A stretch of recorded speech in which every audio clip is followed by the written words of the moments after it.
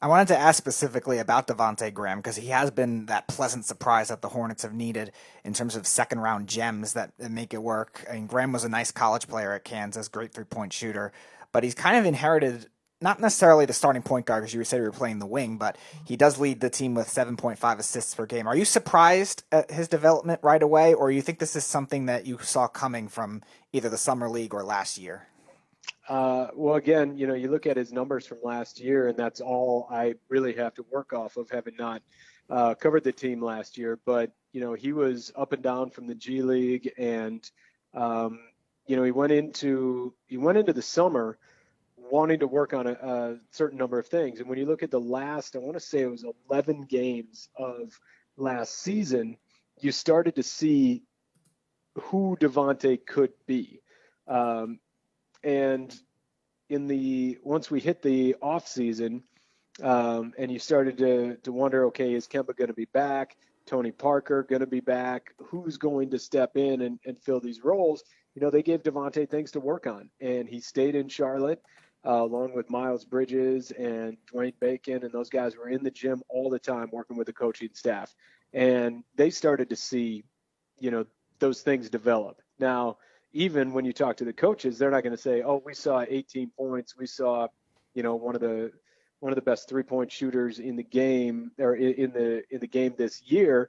There, that was a surprise. How quickly he came along was a surprise. But he's got a great work ethic, and he's just done a great job putting in the time, putting in the effort, putting in the energy to become this player.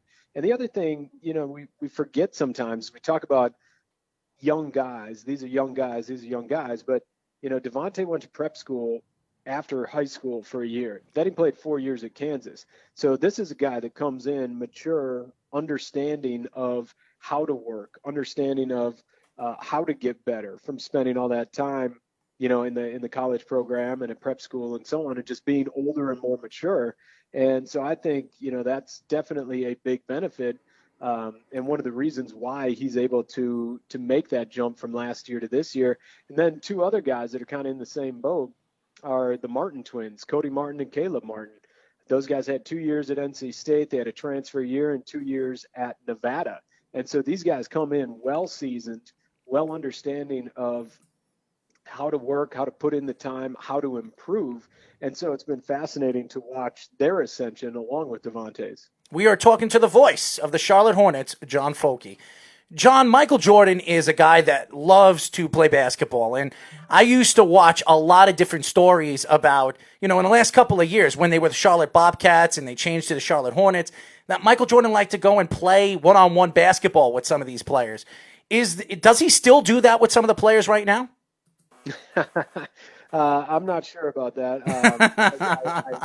I doubt it. But I had Matt Carroll, who is our radio analyst. He was on my podcast last week, I think it was, and we were talking about The Last Dance. And Matt spent a number of years with the Charlotte Bobcats, and he said back, when MJ took over as the president of basketball operations, he would sometimes come down, lace them up, and play 5-on-5 with the guys. Now, he wasn't that far removed from retirement, and Matt just talked about what a thrill it was way back then, to be matched up, and all of a sudden you're in practice and you're like, wow, I got to guard MJ. Like, well, I wasn't planning on that today. The greatest player in the world. So I have, they don't allow us into practice, and I don't sit there and watch practice every time, so I can't really speak to that. But I do know from Matt that there were some fun stories that he experienced when he was a player with the Bobcats. Talking about Jordan as an owner, obviously we know what he is as a player, but are you surprised that his brand and his image, just his mantra for basketball, hasn't brought more free agents in, like bigger name free agents to the Hornets? Well, I mean, they've been in a tough situation just in terms of their cap, and their salary over the last couple of years, in that they haven't had much wiggle room to bring people in. So, that's been a situation that, under Mitch Kupchak, who took over a year ago, a little over a year ago, and he just finished or in his second season, I should say. That's something that he's been working to try and remedy. And so, as far as free agents go, like, a lot of it comes down to where can you get paid, and where can you get better? And so I just look at this organization over the last 2 years since the front office came in, led by Mitch Kupchak, since coaching staff came in, led by James Borrego, that they've made a commitment to developing guys and, making themselves financially flexible.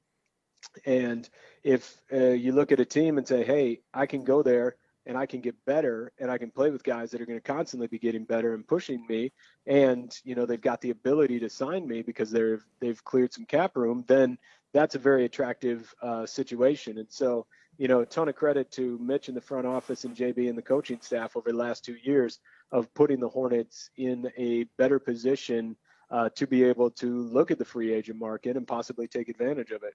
John, what is your thoughts of Adam Silver? I mean, the growth of the NBA has been astronomical. The TV deals and everything that you've seen with the NBA, the growth of the NBA. And he was the first person to really cancel the season with the coronavirus. What are your thoughts with his growth and as a commissioner taking over for David Stern? I'm a big Adam Silver fan, just as I was a big David Stern fan. I think, we've been really fortunate in this league to have some of the best commissioners out there and guys that, understand the basketball side of it. They understand the financial side of it. And then they just understand, the world and the human side of it. And both those guys have been great leaders for this organization, for this league. And when Adam Silver made the move to cancel the league, it's fascinating, or just suspend the season. It's fascinating to look back on how that was the tipping point for a lot of things, and how more and more leagues followed that lead. And next thing you know, a couple of days later, we're all in this stay at home. So I just give him a ton of credit for number one, continuing David Stern's mantra of growing the game. And you think about the Africa League that Adam Silver is, along with the NBA, has put together, that was supposed to start play in Africa, I want to say this week or in the coming weeks. And, continuing those visions and developing the game beyond our borders, while at the same time understanding, hey, we need to make hard decisions. And sometimes, those hard decisions are like what we saw back in mid-March when the virus was taking hold and having to suspend the season. And, it's a hard decision to make. It's a tough decision to make, but Silver did it. And, I just really, I trust in his leadership and feel very fortunate that he's our commissioner. Last question for me. Do you have a call or a moment in your career broadcasting, either with Minnesota or with the Hornets, that is a favorite for you? There have been a lot of really fun moments. I mean, just in this season alone, we had a couple of big shots. We had a game winner against Detroit early in the season, which was a ton of fun. But I'd probably go back to 2015 when I was calling the WNBA Finals, the Minnesota Lynx and the Indiana Fever. And it was game 3. The series was tied at 1.